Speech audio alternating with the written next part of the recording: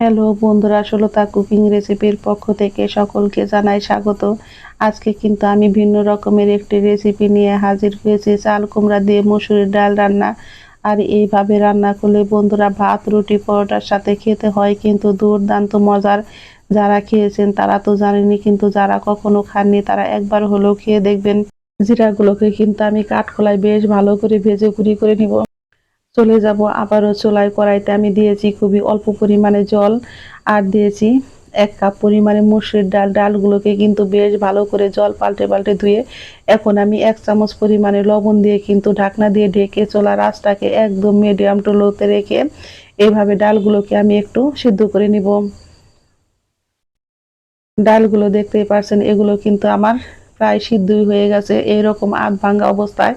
এখন আমি এর মধ্যে দিয়ে দিব বেশ কিছুটা পরিমাণে কাঁচামরিচ আর পেঁয়াজ কুচি। ঝালটা বন্ধুরা আপনারা আপনাদের পছন্দ অনুযায়ী খাবেন। মরিচগুলো কিন্তু খুব বেশি ঝাল না, এর জন্য একটু মরিচগুলো বেশি দিয়েছি।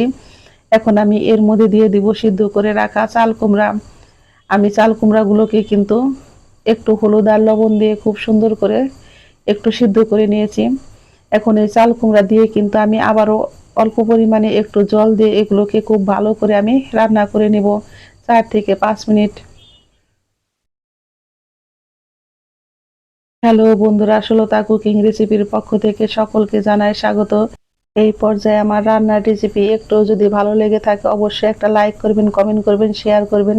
যারা আমার নতুন বন্ধু আছেন তারা আমাকে একটা সাবস্ক্রাইব করতে ভুলবেন না। এখন আমি দিয়ে দিব এর মধ্যে খুবই অল্প পরিমাণে একটু হলুদের গুঁড়া। চাল কুমড়াগুলো কিন্তু একদম সিদ্ধ হয়ে গেছে, দেখতেই পারছেন।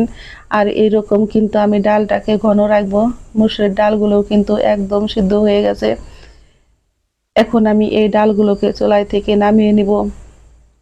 যারা খেয়েছেন তারা তো জানেনই এই ডালটা খেতে কতটা পরিমাণে ভালো লাগে। দেখতে যেমন সুন্দর হয়েছে বন্ধুরা, খেতেও হয় কিন্তু দারুণ মজার। সকালবেলা রুটি বাকি পরোটার সাথে খেতেও হয় কিন্তু দুর্দান্ত মজার। আমি লবণটা দেখে নিব ঠিক আছে কিনা। লবণটা আমার একদম ঠিকই আছে। আমি এখন এর মধ্যে দিয়ে দিব ভাজা জিরার গুঁড়া 1 চা চামচ পরিমাণে। আমি জিরার গুঁড়া দিয়ে কিন্তু আবারও একটু বেশ ভালো করে নেড়ে নিয়েছি, চুলাই থেকে নামিয়ে নিব। কড়াইতে এখন আমি দিয়ে দিব একটা তেজপাতাকে অর্ধেক করে আর একটা শুকনা মরিচ, অল্প পরিমাণে একটু সরিষার তেল। তেলটা আমার গরম হয়ে গেছে, এখন আমি দিয়ে দিব 5 ফোড়ন। এই 5 ফোড়নটা দিলে কিন্তু ডালের সেন্টটাই আসে অন্যরকম, খেতেও হয় কিন্তু দুর্দান্ত মজার। ফোড়নটা আমি কিন্তু বেশ ভালো করে রেডি করে নিব, কারণ ফোড়নটা যত ভালো করে রেডি হয় বন্ধুরা ডালটা কিন্তু খেতে ততটাই পরিমাণে মজার হয়।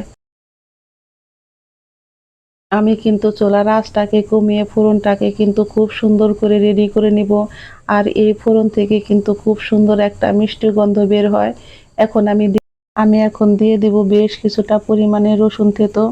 আর রসুনটা এইভাবে থেতো করে দিলে সেন্টটা কিন্তু বেশ সুন্দর হয়। এখন আমি দিয়ে দিব বেশ কিছুটা পরিমাণে পেঁয়াজ কুচি। পেঁয়াজ কুচিটা যত বেশি দেবেন এই ডালটা খেতে ততটা পরিমাণে কিন্তু মজার হয়। পেঁয়াজ আর রসুনগুলোকে কিন্তু আমি বেশ ভালো করে একটু লাল লাল বাদামি করে ভেজে নিব। পেঁয়াজ আর রসুন ভাজার সময় অবশ্যই কিন্তু চুলার আঁচটাকে একদম কমিয়ে তারপরে ভাজবেন, যাতে নাকি পেঁয়াজ আর রসুনগুলো পুড়ে না যায়, সেই দিকেও কিন্তু লক্ষ্য রাখতে হবে। আমার এগুলো কিন্তু বাদামি কালার হয়ে গেছে, এখন আমি দিয়ে দিব এই ডালগুলো। ডালগুলো দিয়ে কিন্তু আমি আবারও চুলার আঁচটাকে এখন একটু বাড়িয়ে দিব। এভাবে বাড়িয়ে আমি একটু ডালগুলোকে খুব সুন্দর করে নেড়ে দিব। ডাল রান্না কিন্তু আমার একদম রেডি হয়ে গেছে। এখন আমি চুলাই থেকে নামিয়ে নিব, আর এই রকম ঘনই কিন্তু রাখবো। দেখতেই পারছেন বন্ধুরা, আমি কিন্তু একটু ঘন রেখেছি। দেখতে যেমন সুন্দর হয়েছে, খেতেও হয়েছে কিন্তু দারুণ মজার।